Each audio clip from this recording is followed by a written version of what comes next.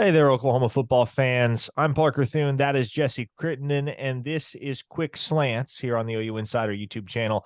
We got another half hour or so with Brent Venables this morning, as we do every Tuesday. He holds his weekly press conference, and this week, Jesse, obviously the Sooners faced their first true road test of the season. They were on the road in Tulsa this past weekend, but there was a lot more crimson in H.H. Chapman Stadium on Saturday than there was the blue and gold of the Tulsa Golden Hurricane. So it amounted to a home game in a much smaller venue for the Sooners. They won running away 66-17.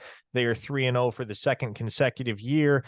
No doubt, though, hoping not to replicate the results from last season where they started 3-0 and won only 3 games the rest of the way en route to that 6-7 campaign. So we got the chance to catch up with Venables this morning, as I mentioned, for his weekly press conference. And one of the things he said, Jesse, and I'd be curious to hear your take on it, he said this game with Cincinnati, who is fresh off a loss in overtime to Miami of Ohio, is going to be a game that is won and lost at the line of scrimmage. Your thoughts?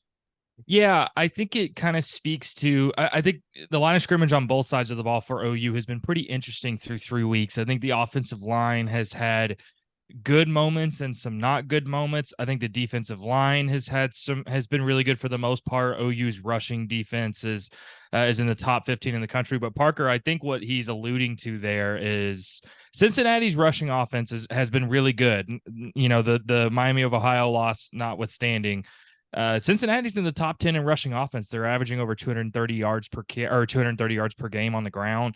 OU's defense has been averaging or has only allowed like 2.29 yards per carry through 3 weeks. This seems like one of these games, Parker, where the rubber meets the road a little bit. I think, is Cincinnati's offense going to be able to keep running the ball really well, or is this going to be a game where OU's rushing defense proves to be legit? And I think this might be one of the biggest things we can see of putting real stock into something if OU stops Emory Jones and that Cincinnati rushing attack. I think that you can put a lot of stock into that. Perhaps not a terribly surprising revelation, but a revelation nonetheless from Brent Venables. Dasan McCullough returns to action this weekend for the Sooners. He has missed the past 2 games with an ankle injury. He looked ready to go against Tulsa, dressed out for the game, warmed up as if he was going to play, and then was held out of action. So all in all, not really something to turn your head sideways at, given that the Sooners won by nearly 50 points. But he returns to full-time duty for Oklahoma this weekend up in Cincinnati. How big of a re-addition do you think that is, all things considered? Yeah, it's really big for a couple different reasons. One, I think Dasan McCullough was always going to have a big role on this defense, particularly at Cheetah. And he's only played 2 snaps this year, Parker. So this is really, in a lot of ways, going to be the first time OU fans really get to see him on the field. But the other one, and I think the bigger factor, Parker, is everything with Justin Harrington doesn't sound good. I mean, it doesn't sound good. It's everything seems cloudy at best on when he can come back. And I think that's really tough for the Cheetah depth there. Peyton Bowen got a lot of the snaps against Tulsa at Cheetah. I think had some good moments and some freshman moments, but overall they just need depth. That's the thing that's really pushed OU's defense so far. And I think just having Dasan McCullough back is going to be huge in that regard, especially with Justin Harrington, things being cloudy there right now. Offensively for Oklahoma, it was touched on at one point in Dillon Gabriel's post-practice availability last night, Monday, but he's never beaten Cincinnati, and he's got some history with Cincinnati dating back to his days at UCF. Obviously, those two were AAC foes for a decade, if not longer. So Dillon Gabriel similarly had the monkey on his back going up to Tulsa last weekend. He'd never actually beaten the Golden Hurricane. He was 0-2 against Tulsa while the starter at UCF. So now he gets the chance to shake another monkey off his back going up to Nippert Stadium. And odds are the way that the Sooners move the ball offensively is going to depend plenty upon Gabriel's ability to be as precise in the passing game as he has been through 3 weeks. He's leading the nation in completion percentage, Jesse. So he has been very sharp. This will be his first real test going up against a real defense. I think it is an encouragement, though, to know that you got 3 wide receivers that are playing at the top of their game right now and coming off 100-yard performances, and Jalil Farouk, Andrell Anthony, and the breakout star of the weekend in Nick Anderson. Yeah, absolutely. And as far as Nick Anderson, I think OU Insider subscribers are going to see a feature story from me a little bit later this week on that. But Dylan Gabriel has been really sensational. It's hard to find really anything to criticize or complain about. And Parker, I think we're going to maybe see Dylan Gabriel's biggest game of the season. Yeah, I don't know if that's a hot take, but going into Cincinnati, yes, it's a road game. It's starting Big 12 play, but Cincinnati's pass defense simply hasn't been good through 3 weeks. I expect Dylan Gabriel to not only come out with wanting to beat Cincinnati specifically, but I think to continue this hot streak he's on. I think they're going to have plenty of success through the air. But Parker, I would ask you, what do you expect from this? What do you expect from this running game? Things. I mean, even Jeff Lebby alluded to it yesterday that they're going to keep going with the hot hand, but the hot hand technically was Tawee Walker. He didn't see a carry on Saturday. What do you expect from that room? Well, look, you mentioned it. Cincinnati does not have a great pass defense. Now, they have a very strong front four. Dante Corleone, the Godfather, is kind of the head honcho amongst that group. But realistically, Jesse, I can see the Sooners employing a game plan similar to the one that they employed this past weekend against Tulsa. It is a challenge for Dylan Gabriel in that it's the first Power 5 defense that he will have gone up against this year, but admittedly, it's not a terribly strong Power 5 defense when it comes to defending the pass. It wouldn't shock me if Jeff Lebby just said, you know what, screw it, we're going to go bombs away again. We're going to pick this defense apart through the air.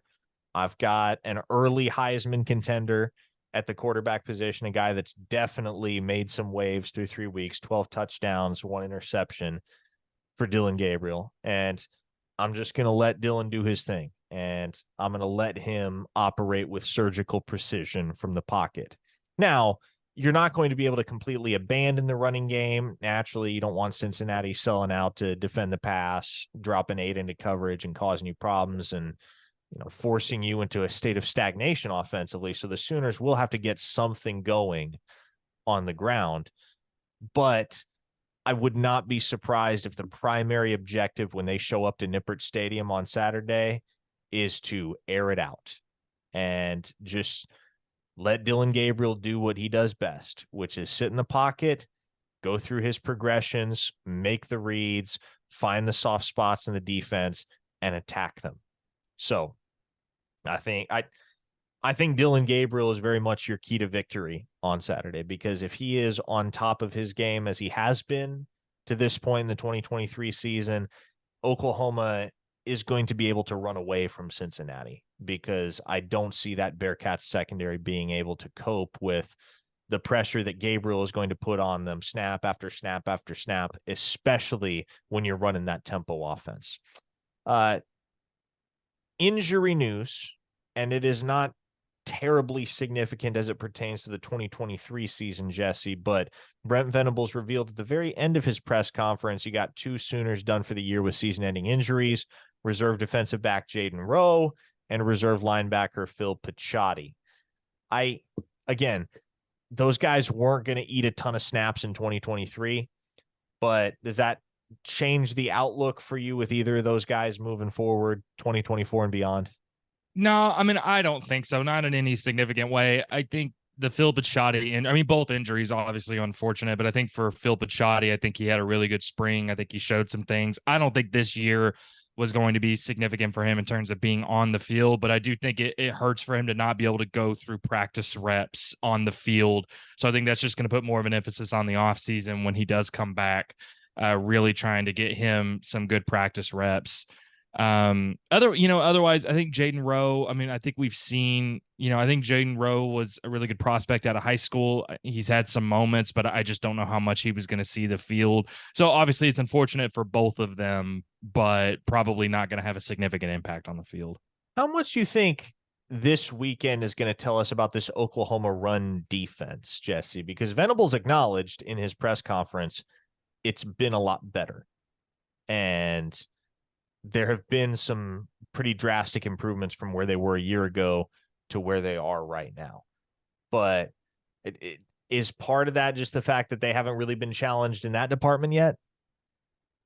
That's probably part of it. I mean, if you look at the stats from this point in the season last year through 3 games, OU's rush defense hadn't been quite as good as it has been this year, but not drastically below. I think through 3 games last year, they were averaging about 2.7 yards per carry to opposing offenses. So really good, not quite as good as they are now. I think it was encouraging to hear Brent say that he does think it's overall been improved. He's liked the physicality.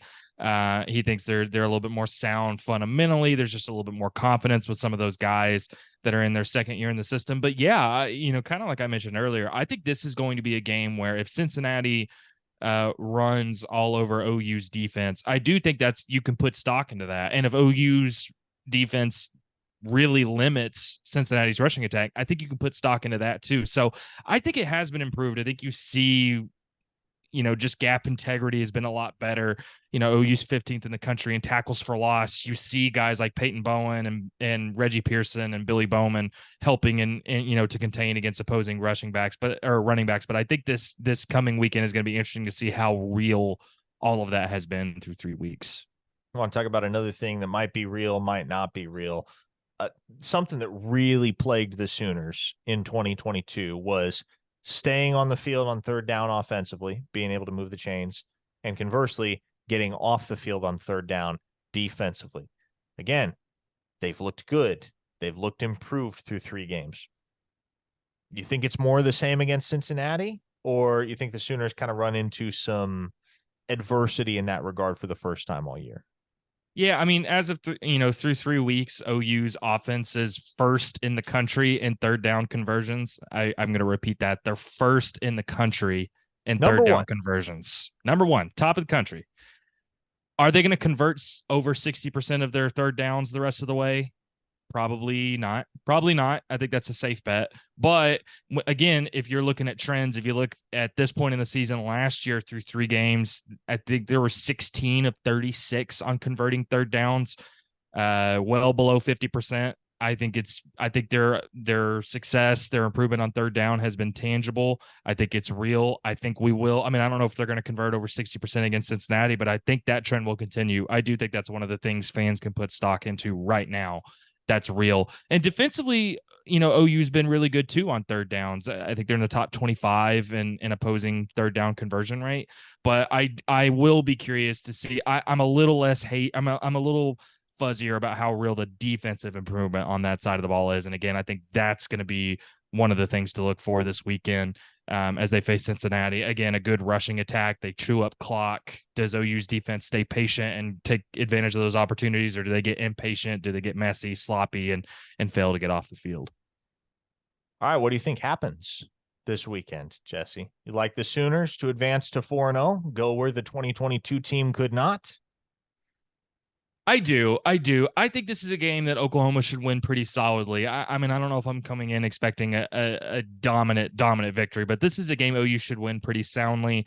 I don't put a ton of stock into Cincinnati's loss against Miami, Ohio last weekend. Yeah, it's a tough loss, but I think we're seeing more parity across college football. Having said that, I think OU comes out of Cincinnati with an impressive win. How about you? I agree with you, man. I think Brent Venables, he mentioned it in his press conference earlier as well, the fact that Cincinnati has been a tough team to beat at home. That said, I think Oklahoma is going to overwhelm the Bearcats. As hard as they have been to beat at home, this is not Luke Fickell's team anymore. This is Scott Satterfield's team, and they just lost at home to Miami of Ohio, a program that hadn't beaten them in that rivalry series in 2 decades. So I like Oklahoma to roll. I like the way Dylan Gabriel's playing. I think he keeps it up on Saturday. I think you see the Sooners stretch it to 4-0 and continue to build momentum in advance of what is going to be a huge tilt October 7th and the potential to be a matchup between 2 undefeated teams when Oklahoma and Texas both travel to the Cotton Bowl in the heart of Dallas. That's Jesse Crittenden. I am Parker Thune. This is the OU Insider YouTube channel. A lot of content coming your way throughout the week. OU Insider live tomorrow evening. You got the Oklahoma Drill podcast coming your way on Thursday. The Under the Visor pregame podcast coming your way on Friday, in addition to post-practice player availabilities, the whole 9 yards. You'll have it here. And if you're not subscribed over on OUinsider.com, would highly recommend you do that, especially if you're a recruit, Nick, and you're paying attention to what Oklahoma's piecing together down the stretch in the 2024 recruiting cycle as they continue to build this program's foundation for a transition to the SEC. For Jesse, I'm Parker. We'll see you next time on Quick Slants.